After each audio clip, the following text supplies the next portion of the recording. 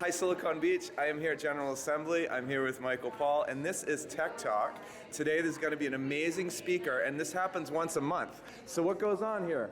So, as a chamber, we want to be a resource for our chamber members, and every single month we've got Tech Talk Tuesday, where we're just educating them on some of the latest and greatest that's happening in technology that they can also use for their business. So, this month we've got Jordan, and he's going to be educating us on how to use Twitter, social media for your business, and I think there's going to be some business owners who are going to be very pleased. And every single month we've got a different thing on the docket, but this month, like I said, Jordan's going to be speaking and helping us out. I'm going to cover the whole social media and kind of digital canvas. I think just focusing on Twitter won't apply for every business type, so we're kind of going to break down a little bit some of the basics and the foundation of how to kind of do business online, promote yourself, but kind of cover the whole range of activities you can do. The best and worst part about this industry is there's really not many rules or guidelines or licenses or even practices that stay the same. So there's a lot of misconception of kind of what different things are. That can be the hardest part about social media, but it's actually one of the most powerful features is that it's a dynamic, living, organic thing. And your responsibility, your benefit, your success is not just based on what you're presenting, but it's how people are reacting to it, how they're feeling it, how they're digesting it, how they're sharing it. So you have to look at it differently than kind of how other businesses and other kind of markets work. First part was like how to reach customers online. I like to break it down into these three categories. There's owned media, which is based on your social page, your wiki, a directory you put something on. These are pages that, in a sense, you own, you have control over, you can edit kind of what the content is, what the image is, and what the message is.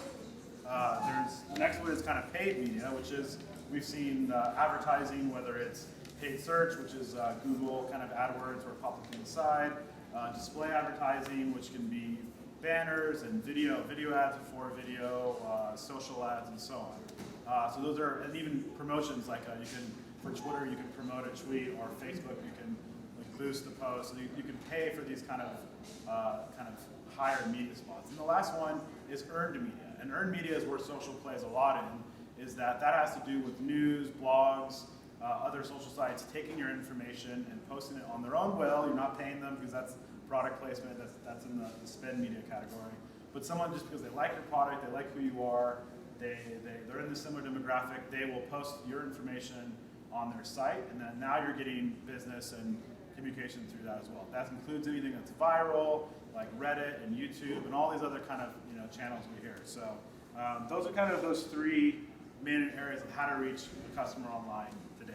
If you have a personal Twitter account, it shouldn't be what you're using for your business, unless the exception rule is if you're the brand. If you're some type of celebrity, or you're a spokesperson, or you're the brand, then it makes sense for that to be your name.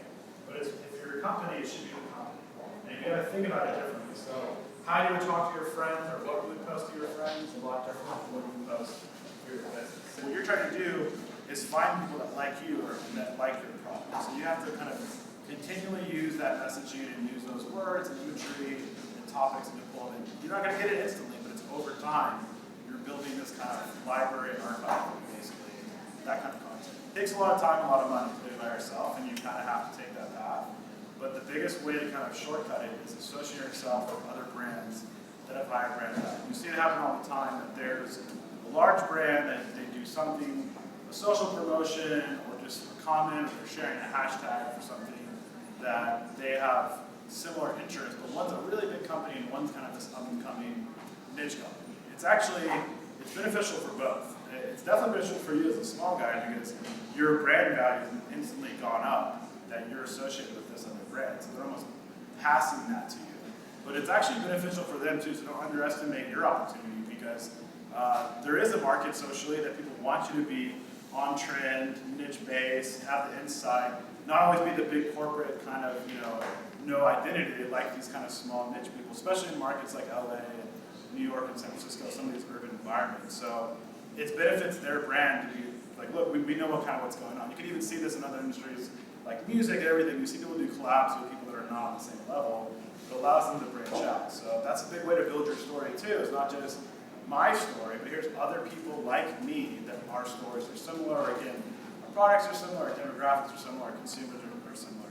You have to kind of get your brand messaging, you have to get the content, you have to figure out your social angle, you got to get past those steps first. But when you get into that area of producing content, you need to look at, and all the social sites are pretty good that they have this, but you can use Google Analytics and other kind of services, but you need to look at the data and see what actually is performing.